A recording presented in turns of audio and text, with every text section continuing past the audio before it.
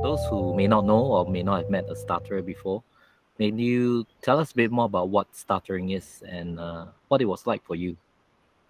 Yeah, sure. So stuttering was like if I was attached to a chain for my whole life and I couldn't get away from it or I couldn't rip it. So I was living in a complete silence.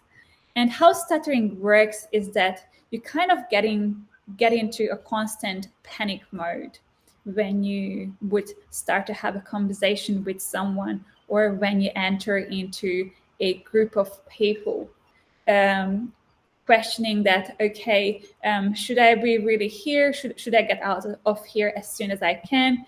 Am I going to be really good enough?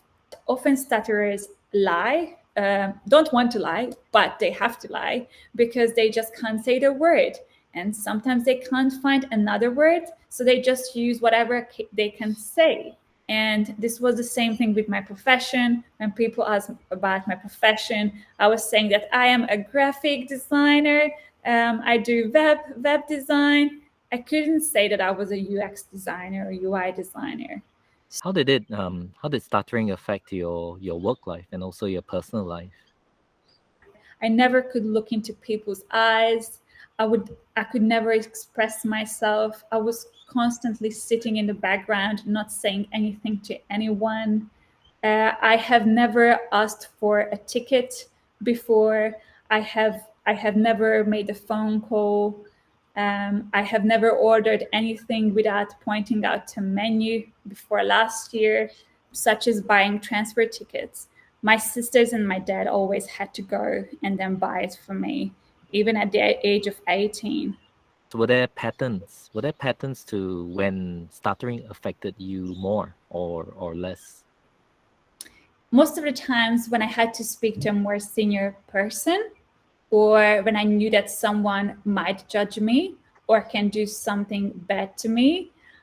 Also, when I met with a group of strangers or with more than one or two people. And then when every time when someone asked me a question back to me, or they asked me that, sorry, what did you say? Then straight away, I couldn't answer afterwards. I was like, yeah, just something happened.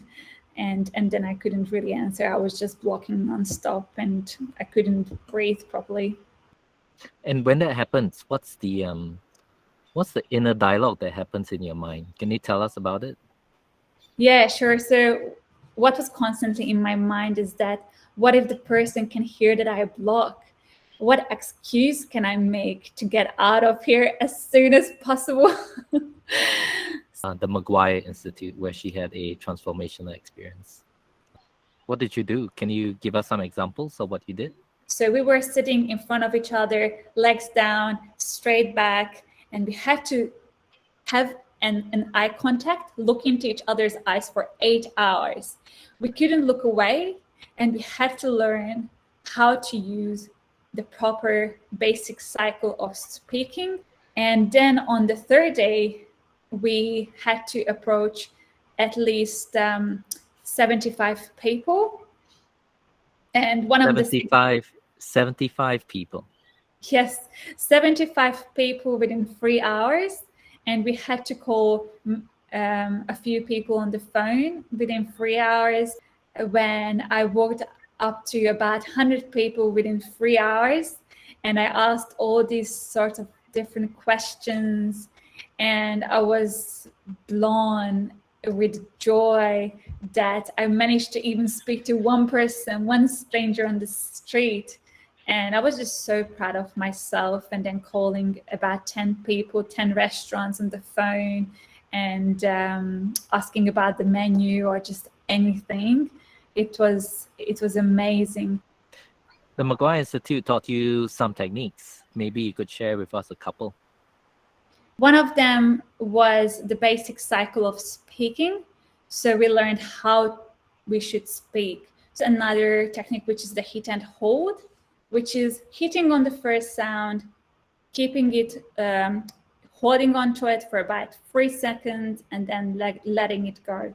So it would look like apple.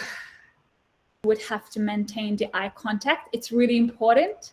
Have you noticed that when you talk to other people, you often look away? You would be wandering around, thinking about what should I say next, feeling a little bit awkward.